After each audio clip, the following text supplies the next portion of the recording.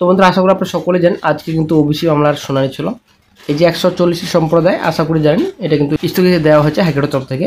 তো হাইকোর্টের রায়কে চ্যালেঞ্জ করেছেন রাজ্য সরকার। বর্তমানে এখন সুপ্রিম কোর্টে শুনানি হচ্ছে।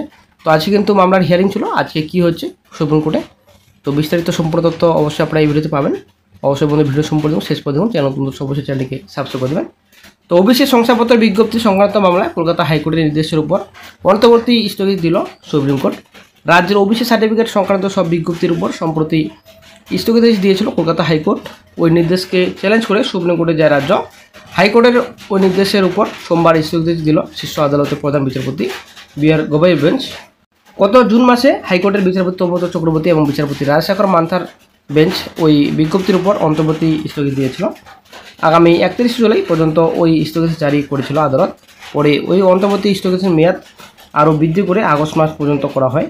আগামী 5ই আগস্ট কলকাতা হাইকোর্টে এই মামলার শুনানির কথা রয়েছে। সেদিন পরবর্তী সিদ্ধান্ত জানানোর কথা আদালতের। হাইকোর্টের ওই নির্দেশের ফলে কলেজে পড়ুয়াদের ভর্তির ক্ষেত্রে কোনো সমস্যা হবে কিনা তা নিয়ে প্রশ্ন উঠেছিল অনেকের মনে। যদিও আদালত আগেই স্পষ্ট করেছে যে এমন কোনো প্রতিবন্ধকতা নেই, তবে হাইকোর্টের নির্দেশকে চ্যালেঞ্জ করে সুপ্রিম কোর্টের দ্বারস্থ হয়েছিল রাজ্য। সোমবার সুপ্রিম কোর্টের প্রধান বিচারপতি গবাই, বিচারপতি কে বিনোদ চন্দন এবং বিচারপতি এন.বি. অঞ্জরিয়ার বেঞ্চে মামলাটি শুনানি হয়।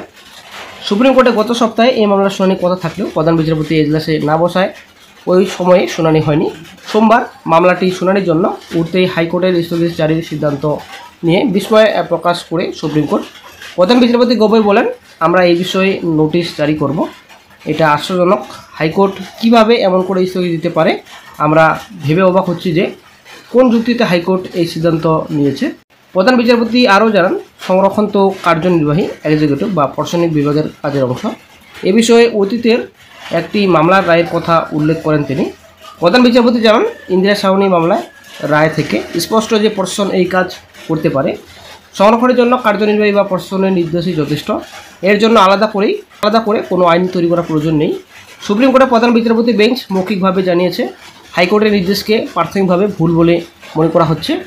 এ কথা জানিয়ে হাইকোর্টের নির্দেশের উপর অন্তর্বর্তী স্থগিত জারি করে শীর্ষ আদালত। প্রধান বিচারপতি গগৈয়ের মতে বিজ্ঞপ্তির ক্ষেত্রে কিছু পদ্ধতি অবলম্বন করা হয়েছে, সেটি সঠিক হতেও পারে নাও হতে পারে। তিনি বলেন, এই বিষয়ে হাইকোর্ট চূড়ান্ত সিদ্ধান্ত নেবে, তবে বিতর্কিত এই নির্দেশের উপর আপাতত অন্তর্বর্তী স্থগিতাদেশ জারি থাকবে। শীর্ষ আদালতের অন্তর্বর্তী স্থগিতাদেশকে মুখ্যমন্ত্রী মমতা বন্দ্যোপাধ্যায় ওবিসি নীতির নৈতিক জয় হিসেবে ব্যাখ্যা করেছেন রাজ্যের শিক্ষামন্ত্রী ব্রাত বসু। সমাজ মাধ্যমে ব্রাত বসু লিখেছেন, উচ্চশিক্ষা দপ্তরের আগে থেকেই এটি অনুমান করেছিল এবং সে মতো প্রয়োজনীয় পদক্ষেপের জন্য সম্প্রতি প্রস্তুত নিয়ে রেখেছে। তাই বন্ধুরা, আপনারা আশা করি বুঝতে পারলেন। তো সুপ্রিম কোর্টে বর্তমানে এখন কিন্তু নির্দেশ যে একটা নতুন করে কিন্তু হাইকোর্টেই নতুন করে একটা বেঞ্চ গঠন করে এই ওবিসি মামলার শুনানি করতে বলা হয়েছে। তো আসলে বন্ধুরা, কী করা যায়, এবার কিছু করার নেই। সুপ্রিম কোর্টের নির্দেশ অবশ্যই কিন্তু মানতে হবে। তবে রাজ্য সরকারের জয়। তো দেখা যাক কী গুরুত্বপূর্ণ আপডেট নেক্সটে পাওয়া যায়, জয় না পড়া যায় সেটা কিন্তু ভবিষ্যৎ অর্জন করবে।